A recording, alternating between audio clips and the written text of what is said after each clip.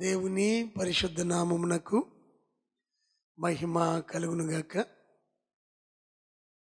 ఈ ఉదయకాల సమయంలో మరొక మారు పరిశుద్ధ దైవ గ్రంథం నుండి కొన్ని మాటలు ఈ క్రిస్మస్ వేడుకలను పురస్కరించుకొని మనమందరం కలిసి ధ్యానించటం ఎంతైనా దీవెన అని నమ్ముతూ ఉన్నాను. ఆమేన్. దైవ గ్రంథంలో యెషయా ప్రవక్త ద్వారా దేవాది దేవుడు పలికిన ఒక గంభీరమైన మాట. యెషయా గ్రంథము 57వ అధ్యాయము 15వ వచనంలో ఈ రీతిగా దేవుని వాక్యము తెలియచేయబడుతూ ఉంది. మహాగణుడును మహోన్నతుడును పరిశుద్ధుడును నిత్య నివాసియునైన వాడు ఇలాగూ సెలవిచ్చుచున్నాడు, నేను మహోన్నతమైన స్థలములలో నివసించువాడను, అయినను వినయము గల వారి ప్రాణమును ఉజ్జీవింపచేయుటకును నలిగిన వారి ప్రాణమును ఉజ్జీవింపచేయుటకును వినయము గలవారి యొద్దను దీన మనసు గలవారి యొద్దను నివసించుచున్నాను. దేవునికి స్తోత్రం. యేసు ప్రభు వారి పుట్టుక వెనుక చెప్పబడిన కొన్ని ప్రవచనాత్మకమైన లేఖనాలలో ఒక లేఖన భాగం ఇది. యెషయా గ్రంథంలో ప్రభువు యేసు క్రీస్తు వారి పుట్టుక, ఆయన జీవితము, ఆయన పరిచర్య, ఆయన పొందే శ్రమలు, మరణము, పునరుత్థానము, అలాగే ప్రభు వారి రెండవ రాకడ, వీటన్నిటిని గురించి చెప్పబడినట్లుగా యెషయా గ్రంథంలో మనం చూస్తాం. ఈ ఉదయకాలంలో ప్రియులారా, యెషయా ప్రవక్త ద్వారా దేవుడు అంటూ ఉన్నారు, మహోన్నతుడు మహాగణుడు అత్యున్నతమైన స్థలములలో నివసించువాడు పరిశుద్ధుడు నిత్య నివాసి. ఆయన తెలియచేస్తూ ఉన్న మాట, అల్పుల మధ్య, దీనుల మధ్య, అణగారిన ప్రజల మధ్య నేను నివసించువాడను. వారిలో గనుక నలిగిన మనసు, వినయము కలిగి వారుంటే, వినయ మనసు, దీన మనసు వారు కలిగిన వారై ఉన్నట్లయితే నేను ఎంతో ఉన్నత స్థితిలో ఉన్న వారి మధ్య నివసిస్తాను. దేవుని వాక్యంలో మనం చూస్తాం, ఆ 1000 కొండల మీద గొర్రె మేకల మందలు నావి కావా? భూమిని ఆకాశమును సృజించిన నేను, కొండలు లోయలు గుట్టలు పర్వతాలు సముద్రాలు సమస్తము ఆయనవి కావా? ఇవన్నీ కూడా దేవుని మహిమనే తెలియజేస్తూ ఉన్నాయి కదా. కీర్తనకారుడు దావీదు భక్తుడు 19వ కీర్తనలో తెలియచేసినట్లుగా ఆకాశము దేవుని మహిమను వివరిస్తుంది, అంతరిక్షము ఆయన గొప్పతనాన్ని తెలియచేస్తూ ఉంది. ఎక్కడ ఆయన కనిపించకుండా ఉన్నాడు, ఎక్కడ ఆయన ఘనపరచబడకుండా ఉన్నాడు, అంతటా ఆయన ఘనతే, ఆయన మహిమే. అయితే ఈ పరిశుద్ధుడైన దేవుడు పాపమును కంటితో చూడటానికి కూడా ఇష్టపడని వాడు.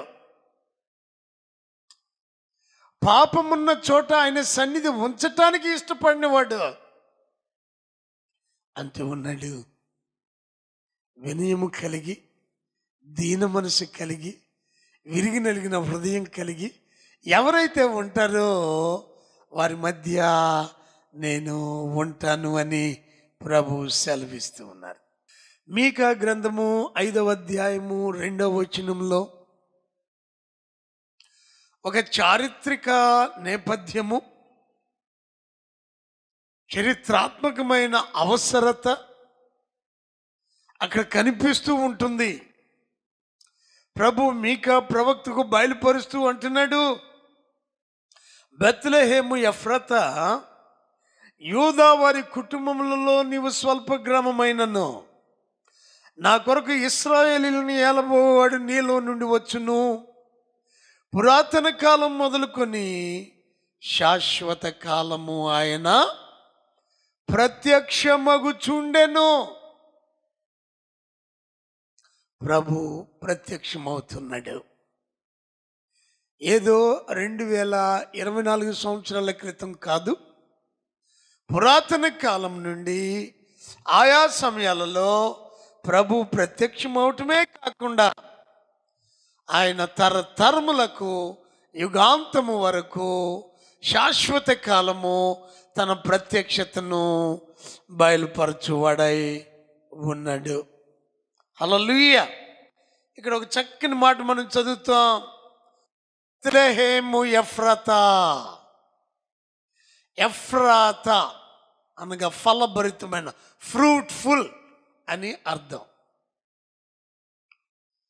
ఈ ఎఫ్రాతా అనేది ఎక్కడండి, ఎక్కడ చెప్పబడింది, ఎక్కడది ఉనికిలోకి వచ్చింది అంటే ఆది కాండము నుండి మనం చూస్తాం.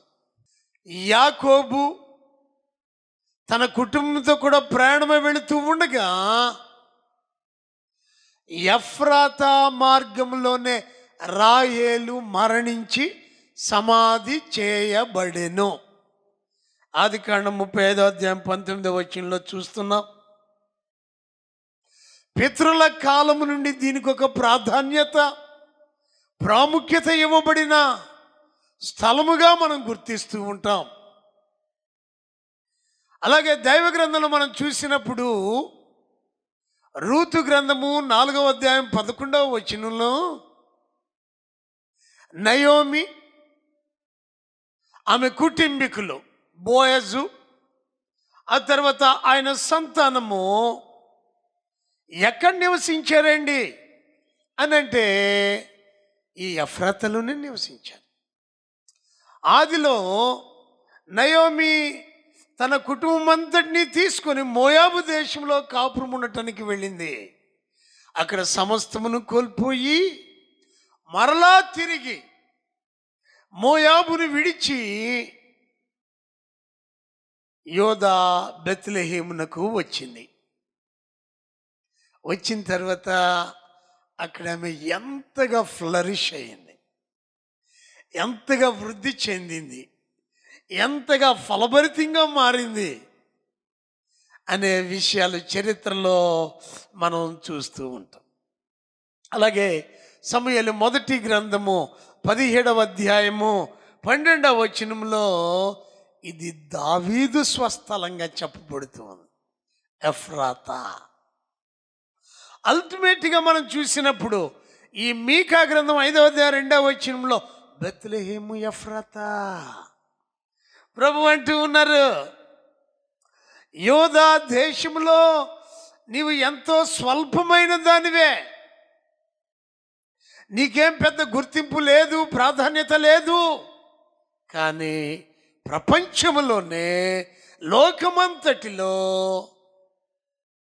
నిన్నొక ఔన్నత్యంలో నిలిపి, ఉన్నత స్థలంలో నిలిపే లోకాన్ని ఏలబోవాడు ఇక్కడి నుండే రాబోతూ ఉందండి.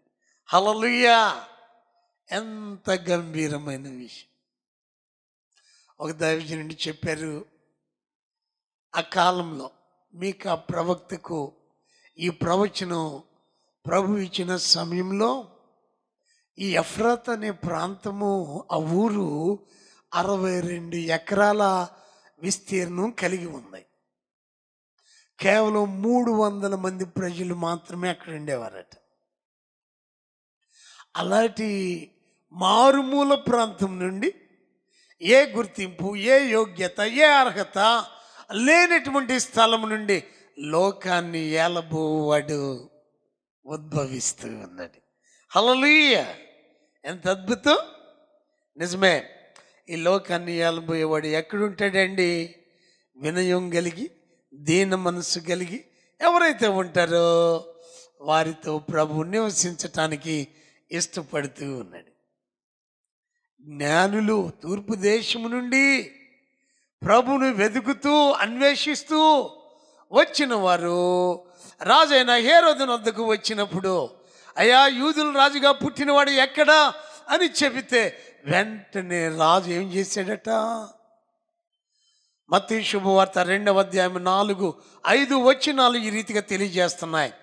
కాబట్టి రాజు ప్రధాన యాజకులను, ప్రజలలో ఉండే శాస్త్రులను అందరినీ సమకూర్చి క్రీస్తు ఎక్కడ పుట్టును అని వారిని అడిగిన. అందుకు వారు యోదయ బెత్లెహేములోనే, ఎలయనగా యోదయ దేశపు బెత్లెహేమా, నీవు యోధా ప్రధానుల ఎంత మాత్రమును అల్పమైన దానము కావు, ఇశ్రాయేలను నా ప్రజలను పరిపాలించు అధిపతి నీలో నుండి వచ్చును అని ప్రవక్త ద్వారా వ్రాయబడి ఉన్నది అనిరి. హల్లెలూయా. ప్రియా దేవుని బిడ్డలారా, యేసు ప్రభువు పుట్టికాలం నాటికి ఈ యోధా బెత్లెహేము జనసాంద్రతతో నిండిపోయి ఉంది. ఇప్పుడు 300 మందిగా ఉన్న ఈ ఎఫ్రతా ప్రాంతం ఒకప్పుడు మారుమూల ప్రాంతంగా ఉంది. ప్రభు పుట్టుక సమయానికి జన సందోహంతో నింపబడి ఉంది. అయితే ప్రభు పుట్టుకతో ఇప్పుడు ఈ ప్రాంతానికి లోకమంతటా ఓ ప్రత్యేకత, ఓ ప్రాధాన్యత. సమస్తము ఆయనదే. ఆకాశ మహాకాశములు ఆయనవే, భూమియు కొండలు పర్వతాలు ఆయనవే, నదులు సముద్రాలు కాలువలు ఆయనవే, చెట్టు పుట్ట అరణ్యములు సమస్తము ఆయనవే.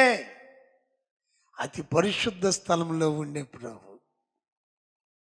గొప్ప దేవుడు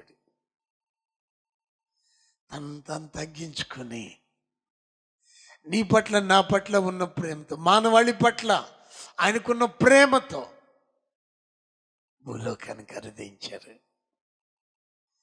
అవును, విరిగిన మనసు కలిగి, నలిగిన హృదయంతో దీన మనసు కలిగిన వారంగా నీవు నేను ఉన్నట్లయితే, ఇప్పుడు ఎక్కడో 2024 సంవత్సరాల క్రితం ప్రభు జన్మించటం కాదు, ఆయన నాతో నీతో ఉంటున్నారు. ఎంత గొప్ప భాగ్యం అది, ఎంత గొప్ప ధన్యత.